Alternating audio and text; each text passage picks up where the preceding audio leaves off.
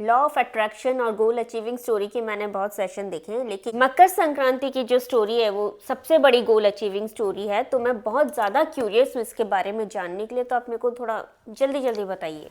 देखिए, सबसे पहले तो ये बताइए कि गोल अचीविंग, लॉ ऑफ अट्रैक्शन, इसके बारे में आप जानते क्या है? हाँ, मैंने एक सेशन किया था, उसमें पहले हम अपना गोल बनाते हैं, फिर उस पर कैसे वर्कआउट करना सब देखा है मैंने। तो देखिए, जब हम फोटो बना रहे हैं या गोल बना रहे हैं ना, तो पिक्चराइजेशन आ रहा है हमारे हाँ, दिमाग में और एंड विजुअलाइजेशन। रिजल्ट क्या है ये आ गया। अब इसके एक्शन प्लान, ठीक है, तो इसे हम समझेंगे।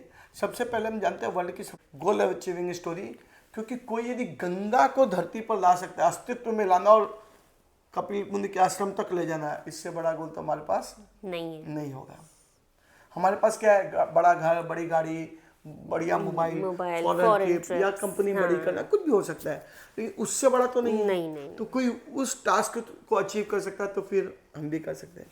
पहले हम पौराणिक कथा समझते हैं, फिर उसमें से सूर्यवंशी राजा सगर, उन्होंने 99 अश्वों में यज्ञ किए थे, इसलिए कि वो सभा स्थापत्य हो जाए। और जब 100वां अश्वमेध यज्ञ कर रहे हैं तो वो घोड़ा छोड़ते हैं अश्वमेध यज्ञ के लिए। जैसे रामायण में भगवान राम ने छोड़ा था और लव कुश ने पकड़ लिया था। ये घोड़ा जहाँ से भी निकलता है तो वो राजा या तो हमारी अधीनता स्वीकार कर ले, एक संधि पे आ जाए, और यदि उसने घोड़ा पकड़ लिया तो हमें युद्ध के लिए चुनौती दे रहा है। तो ये कौन कर सकता है? जो बड़ा राजा शक्तिशाली है वो भी कर सकता है। तो इंद्रदेव ने वो घोड़ा पकड़ करके कपिल मुनि का आश्रम बांध दिया। अब राजा सगर की जो सेना है वो खोजते खोजते कपिल मुनि के आश्रम पहुंच गई।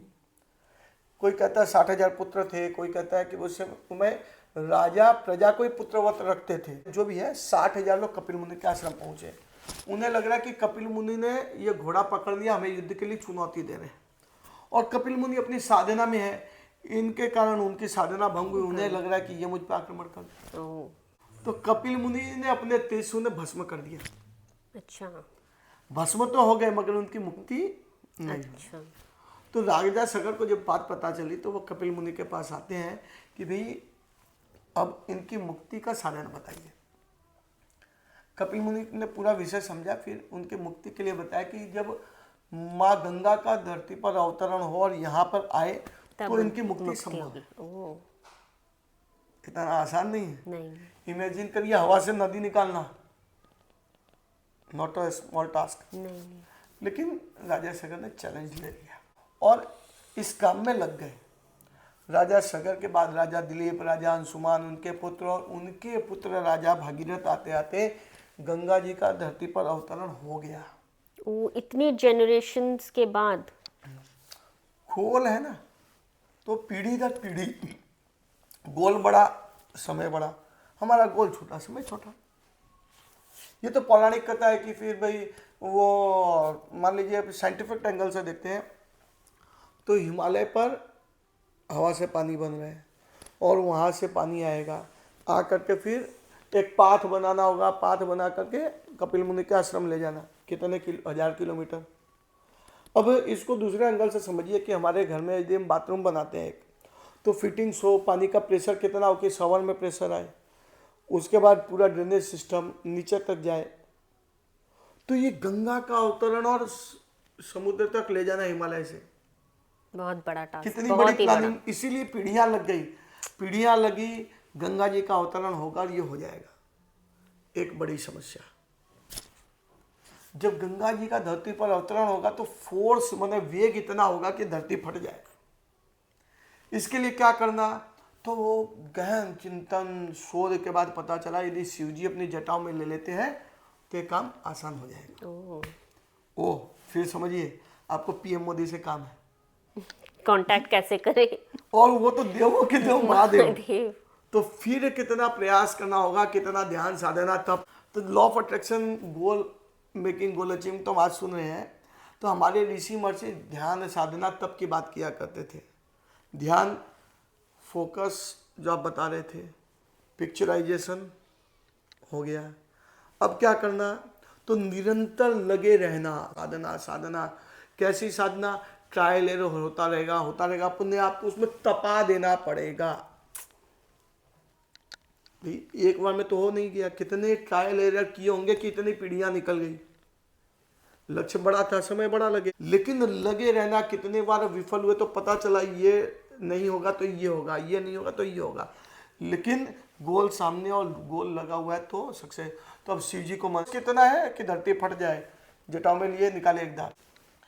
तो अब ये समझिए कि माँ गंगा का अवतरण हुआ और हिमालय से निकली और जाते जाते गंगा सागर माने कपिल मुनि का आश्रम पहुंच गई और इन 60,000 की मुक्ति हो गई।